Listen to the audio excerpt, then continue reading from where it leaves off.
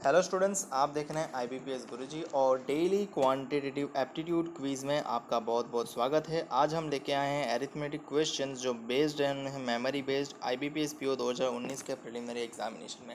ज़्यादा समय ना गवाते हुए शुरू करते हैं। सबसे पहला सवाल हमारा, the ratio of the ages of A and B is 4 years ago is 5:3। ठीक है, 4 साल पहले एज का रेशियो कितना था? 5:3 minus 4 years 5:3 age ratio. The sum of the present age of ABC is 80 years. If the present age ABC का present age का addition A plus B plus C कितना है? 80 है.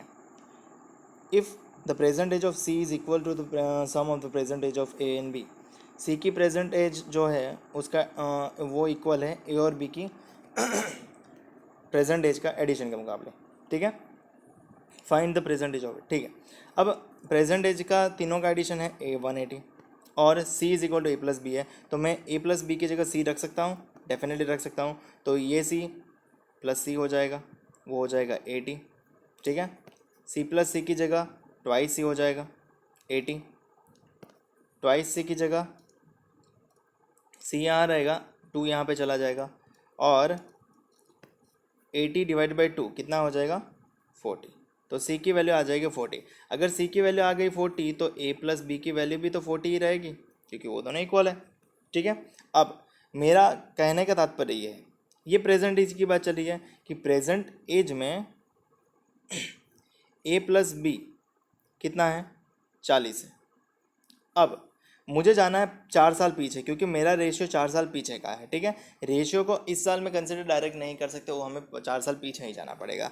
अगर ए की वैल्यू आज प्रेजेंट में x है तो 4 साल पीछे कितनी होगी? x माइनस 4 होगी. और b की वैल्यू भी y है तो 4 साल पीछे कितनी होगी?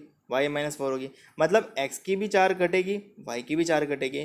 तो अगर हम मुझे 4 साल पीछे जाना है तो यहाँ पे -4 a के भी करने पड़ेंगे, -4 b के भी करने पड़ेंगे. काफ़ी लोग ये गलती करते हैं, यहाँ पे -4 सिंगल टाइम ही करते हैं, क्योंकि उसको मतलब 4 साल ही पीछे जाना है ऐसा समझते हैं. बट जितने पर्सन होंगे उतने टाइम जाएगा ना. ठीक है, तो ए प्लस बी का एडिशन 4 साल पीछे कितना होगा? 32. 4 साल पीछे का रेशियो हमें पता है, हम इसको कंसिडर कर लेते हैं 5x और 3x. तो ये 5x है और ये 3x है, इज इक्वल्स टू 32. 5x और 3x एडिशन करेंगे तो कितना हो जाएगा? 8x is equals to 32. 8x तो 8 को हम सामने ले जाएंगे तो वो डिवीजन में चला जाएगा 8, और 32 डिवाइडेड बाई 8 करेंगे तो क्या आंसर आएगा? 8 4 ज़ा 32. तो x इज इक्वल टू 4 मिल गया. तो 5 4 ज़ा 20 और 3 4 ज़ा 12. तो a की 4 साल पीछे की एज होगी 20 साल. काफ़ी लोग ये देख के मतलब 20 साल लगा देते हैं, ऐसा नहीं है भाई. ये जो आपने डिराइव्ड किया वो 4 साल पीछे का डिराइव्ड किया है. अगर आपको प्रेजेंट एज चाहिए तो इसमें 4 साल ऐड करने पड़ेंगे. तो a की एज आ जाएगी 24 साल, जो है ऑप्शन बी. तो आपका आंसर हो जाएगा ऑप्शन बी. मुझे उम्मीद है कि आपको कंसेप्ट समझ में आ गया होगा. ठीक है, अगले क्वेश्चन की ओर बढ़ते हैं. अगला क्वेश्चन है, the ratio of the speed of the boat in still water is to the speed of the stream. मतलब बोट की स्पीड आपको गिवन है और स्ट्रीम की स्पीड गिवन है, और बोट की स्पीड कितनी है? 8, और स्पीड की स्ट्रीम कितनी है? स्ट्रीम की स्पीड कितनी है? 1. ठीक है, it takes 4 hours by boat to cover 54 kilometre in downstream and 42 kilometre in upstream. Downstream का मतलब क्या होता है? डाउन स्ट्रीम का मतलब होता है 8 + 1 यानी 9, और अपस्ट्रीम का मतलब होता है 8 - 1 यानी 7. ठीक है, और क्या बोला है? उसको टोटल 4 घंटे लग रहे हैं. ठीक है, कहाँ? डाउन में जाने के लिए और अप में जाने के लिए. अब आपको डाउन का किलोमीटर पता है यानी डिस्टेंस पता है, और आपको स्ट्रीम की स्पीड पता है, डाउन स्ट्रीम स्पीड. तो अगर आपको स्पीड पता है, रेशियो पता है, तो आपको टाइम मिल जाएगा. Distance divided by speed is equal to time. ठीक है, तो डाउन का टाइम और अप का टाइम ऐड होके कितना बन रहा है? 4 घंटा. ठीक है, तो डाउन का टाइम यानी डाउन की किलोमीटर 54, और उसमें टाइम लग रहा है, उसको स्पीड है उसकी 9 के हिसाब से, और ये हो गया टाइम. ठीक है, डाउन का टाइम. और अप का किलोमीटर है 42 डिस्टेंस है, स्पीड कितनी है? 7 के हिसाब से जा रहा है, तो ये हो गया अप का टाइम. इन दोनों का एडिशन हो रहा है 4 घंटे. समझ में आ गया? मैं आपको वापस समझा रहा हूँ. ये जो डिस्टेंस है डाउन स्ट्रीम का, ठीक है, डिवाइडेड बाय डाउन स्ट्रीम की स्पीड, और मिल जाएगा वो टाइम. उसी तरह से अप का टाइम मिल जाएगा. ठीक है, ये कट जाएगा, कितने से कटेगा? 9 6 और ये 7 6। ठीक है, आपको शायद पता ना हो तो मैं बता दूं कि ये 9 जो लिया है वो x के संदर्भ में है, तो यहाँ पे x उसका चल है, तो इसको गायब मत कर देना। तो 6/x plus 6/x is equals to 4 बच जाएगा।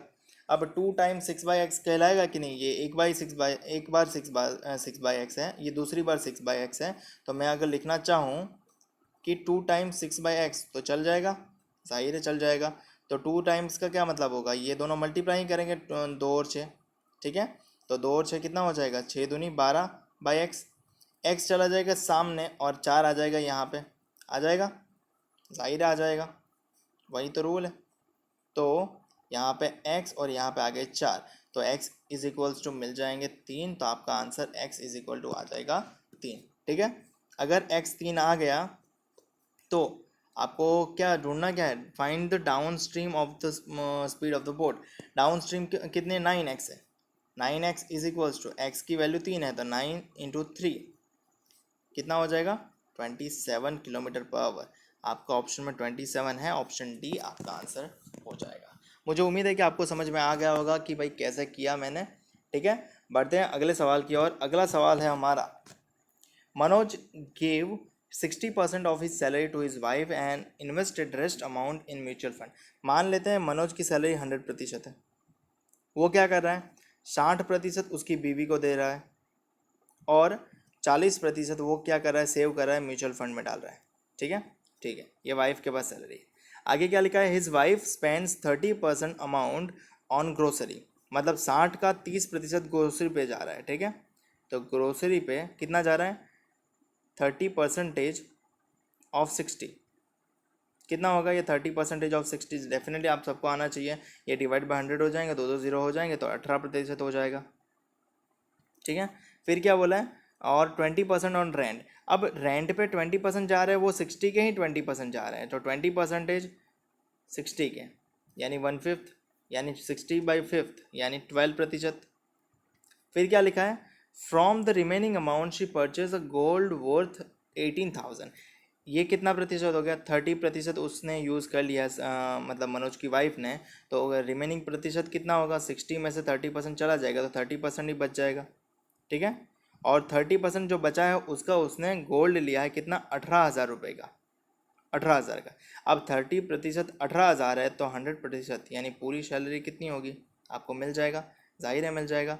18,000 इंटू 100 डिवाइडेड बाई 30, ये ज़ीरो ये ज़ीरो, 3 6 600, और 600 इंटू 100 आपकी मनोज की सैलरी हो जाएगी 60,000। क्या ऑप्शन में 60,000 अवेलेबल है?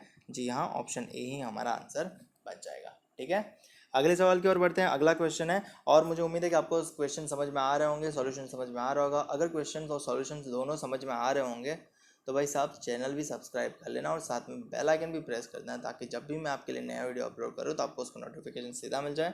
और एक दूसरी बात, मनोबल बढ़ता है यार, थोड़ा हमें भी खुशियाँ मिले। Question number 4, the length and breadth of the rectangle is 4:7। क्या बोला है? रेक्टेंगल की लेंथ और ब्रेड का हमारे पास रेशियो है 4:7। रेक्टेंगल कुछ ऐसा दिखता है, अगर आपको पता नहीं तो बता देते हैं। इसको बोलते हैं लेंथ, आमने सामने सेम होती है, और इसको बोलते हैं ब्रेड, आमने सामने सेम होती है। ठीक है, the parameter is 88 centimetre. Parameter मतलब क्या होता है?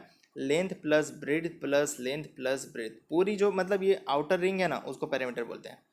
ठीक है, वो 88 सेंटीमीटर है। इसको बोलेंगे twice of L plus B हो जाएगा, इज इक्वल्स टू 88 सेंटीमीटर। अब मुझे एल की वैल्यू पता है 4x और बी की वैल्यू पता है 7x। ठीक है, 4 + 7 कितना होता है? 11x हो जाएगा। Twice of 4x plus 7x is equals to 88। 4 7 11, 11 दूनी 22, यानी 2 of 11x is equals to 88। 11 यानी 22x is equals to 88। So x is equals to 4 आपका आंसर आ जाएगा। ठीक है, अब x इज इक्वल टू 4 आ जाएगा, तो 4 4 ज़ा 16 और 4 7 ज़ा 28। आपको पूछा क्या है? Find the area of the rectangle. Rectangle का एरिया मतलब L इंटू बी, फॉर्मूला है। L कितनी है? 16, और ब्रेड्थ कितनी है? 28।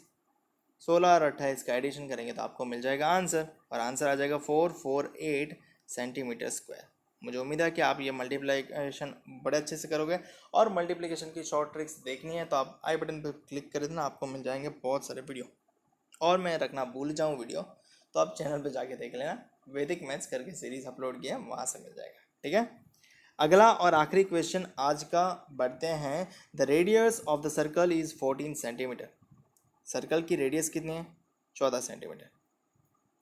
The what is the area of another circle, दूसरा सर्कल है, having the radius 1.5 times of the actual circle. ये एक्चुअल सर्कल है, इससे 1.5 टाइम्स अनदर सर्कल की रेडियस है, मैं उसको आर सपोज कर लेता हूँ, और वो कितनी टाइम्स है? 1.5, ठीक है। 1.5 को मैं अगर जनरलाइज करूँ तो क्या हो जाएगा? 15/10, और वो इस आर का 15/10 है तो ये 14, ठीक है। 5 तिया 15 और 5 दूनी 10, 2 7 7 तिया 21।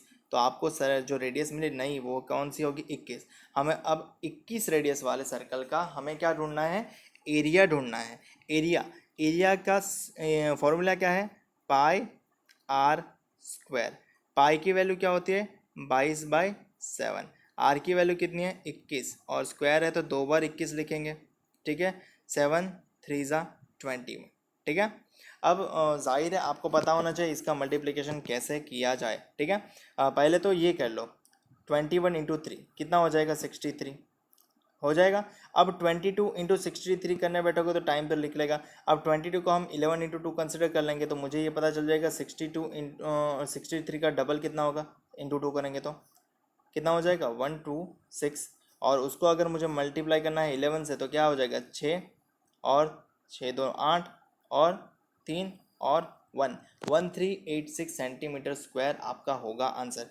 अगर मैंने ये शॉर्टकट कैसे किया है, अगर आपको ये जानना है तो आपको आई बटन पर क्लिक करना पड़ेगा, और जो वीडियो दिखेगा वो वीडियो भी देखना पड़ेगा, क्योंकि वहाँ पे मैंने बहुत सारी शॉर्ट ट्रिक्स शेयर की है, मैथमेटिक्स मतलब स्पीड मैथ्स की ट्रिक्स, ठीक है। मुझे उम्मीद है कि आपको वीडियो पसंद आया होगा, और ये डेली क्विजेस पसंद आ रहे होंगे। अगर क्विज पसंद आ रहा है, वीडियो पसंद आ रहा है तो लाइक कमेंट शेयर और सब्सक्राइब जरूर कर लेना। और अगर आप मुझसे बात करना चाहते हो तो आप मेरे इंस्टाग्राम पेज को ज़रूर से फॉलो कर लो, वहाँ पे मैं आपको ऑनलाइन मिल जाऊँगा। तो मिलते हैं अगले क्विज़ में, और इसका PDF चाहिए तो टेलीग्राम चैनल ज्वाइन ज़रूर कर लेना। धन्यवाद, मिलते हैं नेक्स्ट क्विज़ में।